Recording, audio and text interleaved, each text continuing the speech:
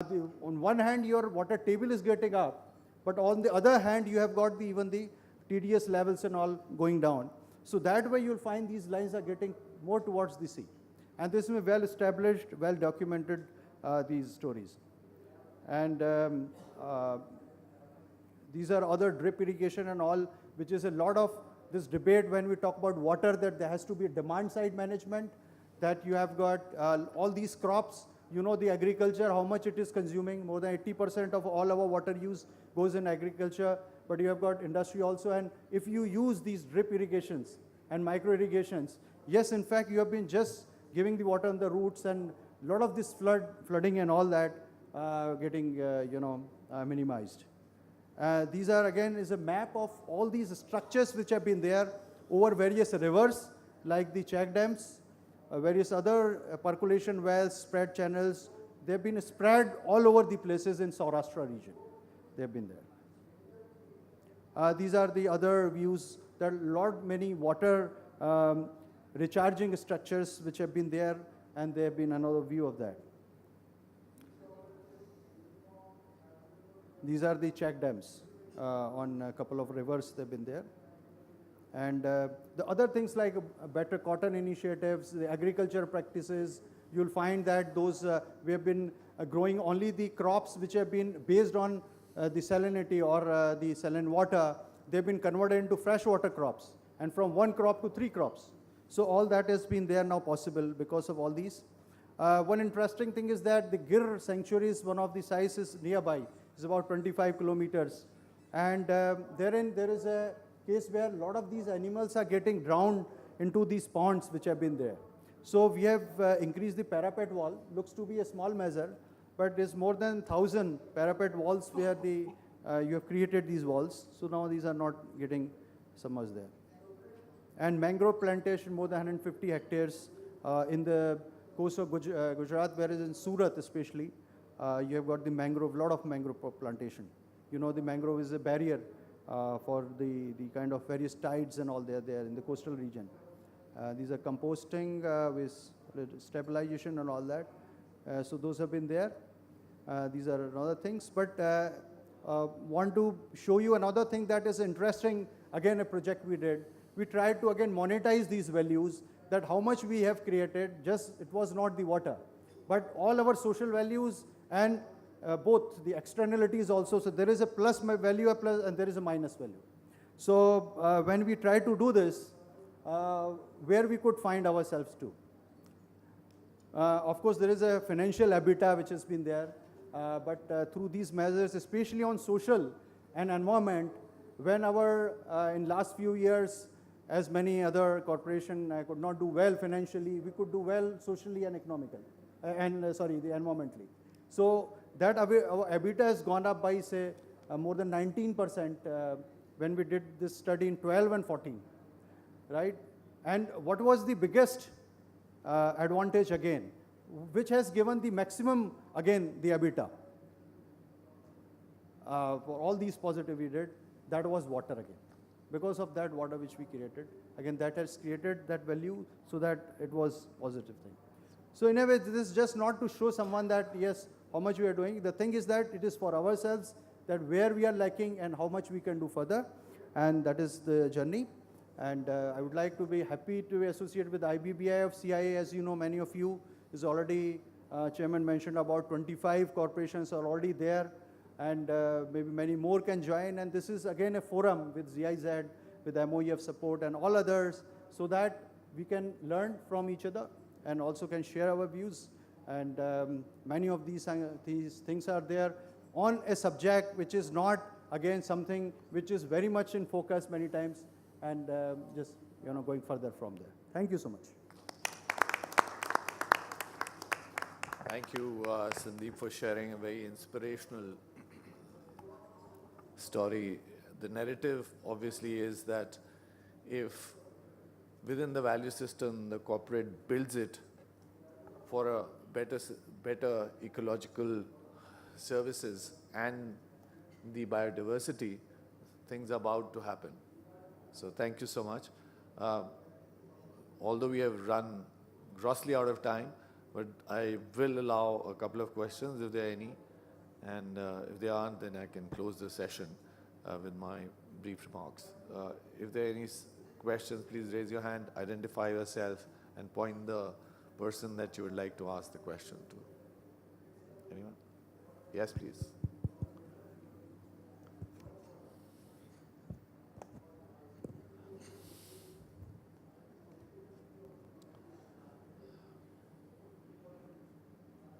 Very good afternoon, and I'm Dr. Vinay Sarup Mehrotra from Pandit Sundarlal Sharma Central Institute of Vocational Education. This is an NCRT's organization located at Bhopal. And we are into developing curricula, courseware, and also training teachers. So my question is, like, how to include this sustainable development issues in our teacher training programs? And what sort of exposure do we need to give to them? Because they are the people who are the change agents, and they can take this to the schools, to the higher education. So what kind of changes do we require in our curriculum, in our teacher training program, in order to take this message of sustainable development to a larger population, that is the students? And that's very important. I would leave it to Seema to talk to you Yeah, after this. Yeah. I'm sure there's a module which has already been created. She's been training the trainers for a very long time on specifically these subjects. So teachers are trainers in a way, and you could actually start with a couple of them, send them for a week to the ITC center, and then you could sort of cascade it down the line. But the module that you would like to have and the trainers to train that through that module will be the skill building which will be required. I think you talk to Seema and she is just the right person for it. Thank you.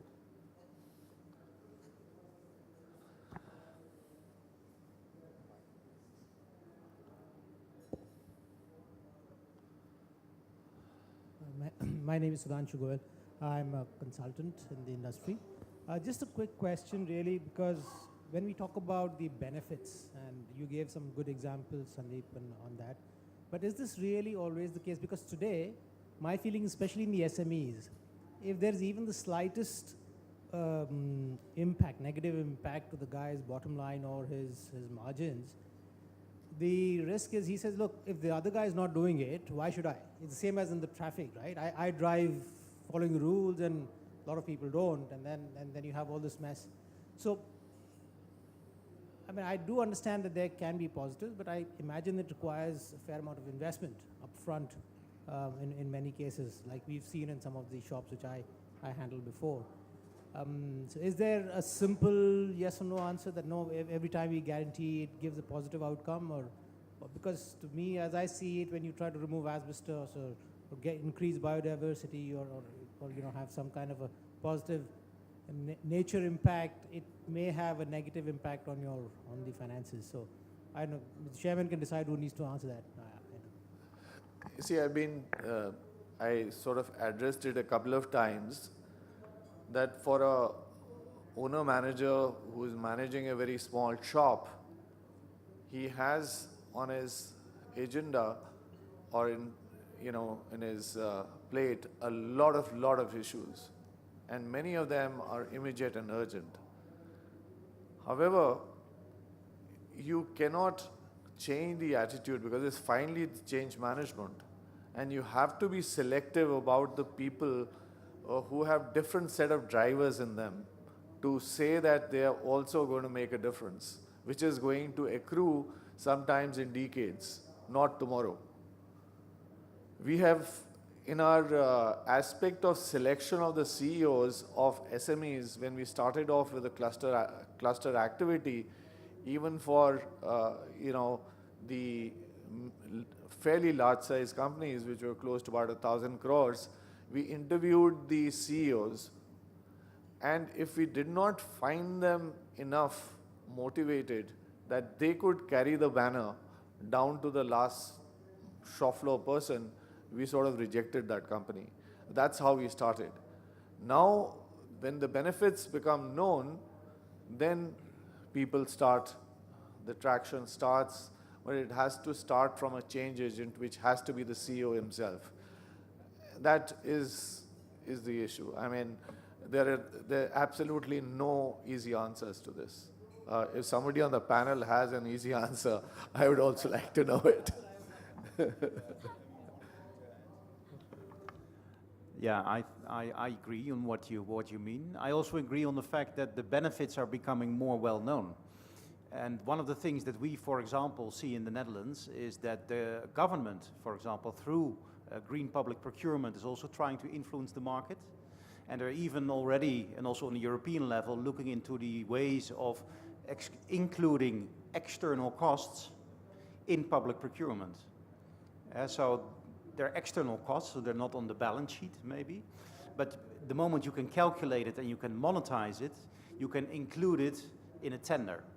And they're now looking into the ways of doing that. And that's one of the ways of really putting the real benefits, because they're real benefits, into the economic system. Because, of course, to a certain extent, the economic system still fails for these points. Yeah, I mean, the point is it really needs to be a level playing field. It needs to be mandated that it cannot come from an entity which does not follow this rule. Otherwise, the guy is selling at, with a 5% better margin or at a 5% lower cost.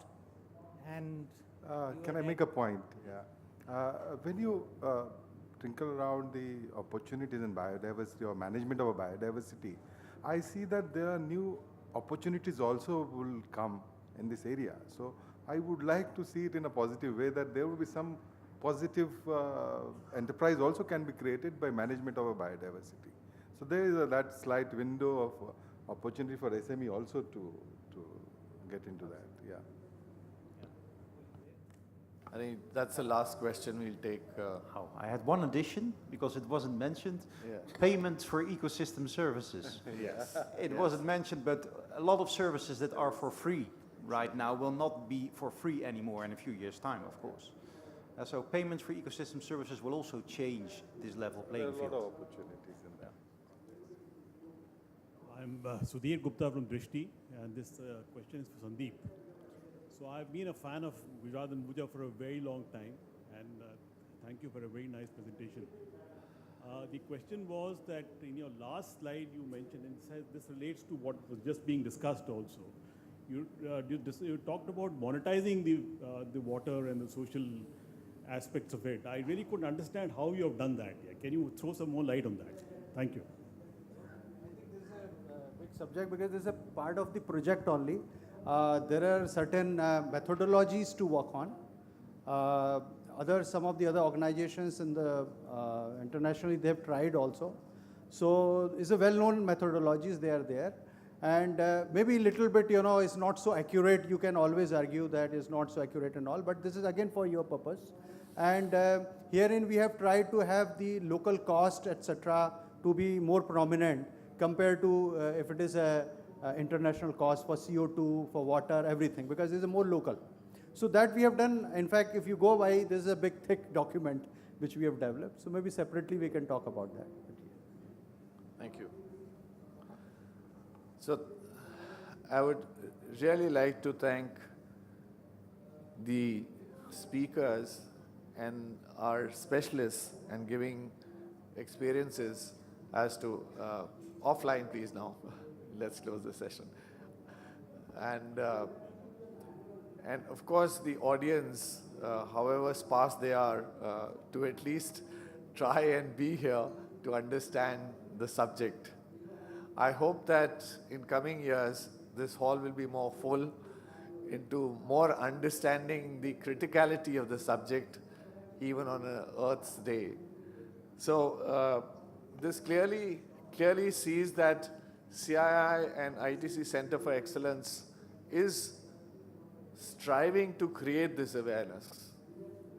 Hopefully, we'll try to include this in the cluster program, a module into the cluster program of at least an awareness, and that's where, Seema and Dr. Sartanak